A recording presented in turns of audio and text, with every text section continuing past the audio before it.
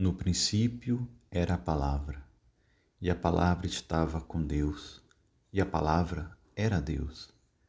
No princípio estava ela com Deus. Tudo foi feito por ela, e sem ela nada se fez de tudo que foi feito. Nela estava a vida, e a vida era a luz dos homens. E a luz brilha nas trevas, e as trevas não conseguiram dominá-la. Surgiu um homem enviado por Deus. Seu nome era João. Ele veio como testemunha, para dar testemunho da luz, para que todos chegassem à fé por meio dele. Ele não era luz, mas veio para dar testemunho da luz, daquele que era a luz de verdade, que vindo ao mundo ilumina todo ser humano. A palavra estava no mundo, e o mundo foi feito por meio dela, mas o mundo não quis conhecê-la. Veio para o que era seu, e os seus não acolheram. Mas a todos que a receberam, deu-lhes capacidade de se tornar filhos de Deus, isto é, aos que acreditam em seu nome. Pois estes não nasceram do sangue, nem da vontade da carne, nem da vontade do varão, mas de Deus. E a palavra se fez carne e habitou entre nós. E nós contemplamos a sua glória, glória que recebe do Pai como Filho unigênito, cheio de graça e de verdade. Dele, João dá testemunho, clamando: Este é aquele de quem eu disse: o que vem depois de mim passou à minha frente, porque ele existia antes de mim. De sua plenitude todos nós recebemos graças por graça. Pois por meio de Moisés foi dada a lei, mas a graça e a verdade nos chegaram através de Jesus Cristo. A Deus ninguém jamais viu, mas o unigênito de Deus, que está na intimidade do Pai, ele nos deu a conhecer. Palavra da salvação, glória a vós, Senhor. Meus irmãos e minhas irmãs, neste último dia do ano de 2020, nós celebramos o 7º dia da 8ª de Natal. Nesta quinta-feira, dia de adorar o Senhor, este evangelho com esse hino belíssimo de João, capítulo 1, de 1 a 18, sobre a palavra que se faz carne.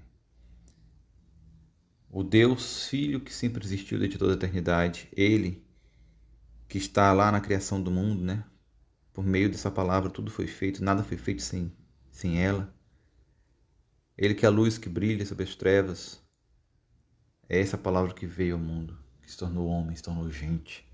Nós estamos na 8ª de Natal, então ainda é naquele espírito do nascimento de Jesus, do giro em torno desse acontecimento que é a encarnação do Verbo, a encarnação da palavra de Deus. Deus veio nos visitar, Deus montou sua tenda no meio de nós. Olha que profundo, olha que mistério grandioso, o mistério da encarnação. É o próprio Eterno que entra no tempo, fazer parte da nossa história para nos resgatar, para nos elevar. Veja, enquanto em todas as outras religiões a pessoa se eleva para chegar num estado de mente, de não sei o que, para alcançar a Deus, no cristianismo Deus se rebaixa para vir ao nosso encontro, para vir nos buscar, nos elevar. É Ele que nos eleva através do seu rebaixamento. Olha que lindo, que maravilhoso. Essa é a palavra que se fez carne e habitou sobre nós. Nem todos acolhem essa palavra, como vai dizer aqui no Evangelho. Depois de dizer que tudo foi feito por meio dela, nada foi feito sem ela, que ela é a luz que veio no mundo para iluminar todo ser humano, mas o mundo não quis conhecê-la, o versículo 10 vai dizer. O mundo foi feito por meio dela, mas o mundo não quis conhecê-la. Veio para o que era seu e os seus não a acolheram. Aqui, claro, está falando dos judeus. Né? Jesus nasceu judeu, mas os próprios judeus não acolheram Jesus como o Messias, o Cristo enviado de Deus. Mas a todos que receberam dele a capacidade de se tornar filhos de Deus. Isto é, aos que acreditam em seu nome, pois estes não nasceram do sangue, nem da vontade da carne, nem da vontade do varão, mas de Deus mesmo. Pelo batismo nós nascemos não da vontade dos homens, mas da vontade do próprio Deus. No batismo nós nos tornamos o quê? Filhos de Deus, filhos no Filho, que é Jesus. Olha que grandiosidade. Olha que profundidade, olha que dignidade a nossa de cristãos. Sermos chamados filhos de Deus. Quem não aceita isso, quem se coloca contra essa verdade de Deus, é o que a primeira leitura vai chamar de anticristo. Né? Ouviste dizer que o anticristo virá. Com efeito, muitos anticristos já apareceram. Muito bem, os anticristos estão aí. Todo aquele que se levanta contra Cristo é um anticristo. Está a serviço do anticristo, vamos dizer assim, maior que é o próprio Satanás e seus demônios. E aí, João, na carta, o evangelista João, vejo que lá no Evangelho se fala de João Batista, né? Que veio dar testemunho da luz. Aqui nós estamos lendo a carta de João, mas é João o evangelista, né? O apóstolo. Ele vai dizer que os anticristos, versículo 19, eles saíram do nosso meio. Saíram do nosso meio. Caminhava conosco, estava conosco. Às vezes da nossa família, às vezes está entre nossos amigos, mas na realidade não são dos nossos. Porque se viraram contra Jesus, contra essa verdade, essas verdades do Evangelho. E nós temos que rezar muito para que nós não nos tornemos anticristos. Olha só, é um perigo que nós corremos. Somos filhos de Deus pelo batismo, mas para ser anticristo não é muito difícil, não.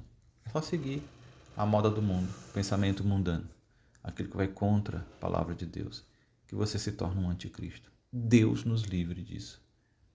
Que a gente possa pedir realmente a Deus a graça do Espírito Santo para permanecermos com Deus, para permanecermos como cristãos e não anticristos. Que o Senhor venha nos livrar dessa que seria a maior desgraça de nossas vidas. Nesse último dia do ano, é esse alerta para nós. Vigiai e orai, para não sair da dignidade de cristão para a miséria de ser um anticristo. Possamos perseverar, como São Silvestre. Hoje é dia de São Silvestre I, ele que foi papa, ali enquanto o imperador era Constantino, que foi quando a igreja parou de ser perseguida, né? Foi um período importante. O Império Romano se curva diante do Evangelho de Nosso Senhor Jesus Cristo.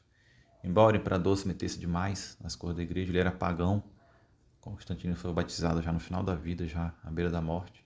Então ele nunca foi católico realmente, mas reconhecia, né, toda aquela dignidade que os cristãos tinham, que nós estamos falando aqui nessa partilha. E São Silvestre foi o papa da época, um papa que teve muita prudência e soube ver a ação de Deus através do poder do imperador, que protegeu a igreja, que protegeu os cristãos, que fez com que os cristãos tivessem liberdade de culto, né, que freou a sanguinária perseguição que existia do Império Romano contra os cristãos. Pois bem, que possamos ter a prudência de São Silvestre para perseverarmos na palavra de Deus. Que Deus possa nos abençoar nesse dia, que possamos comemorar como cristãos, como filhos de Deus, nos caminhos do Senhor. Deus te abençoe.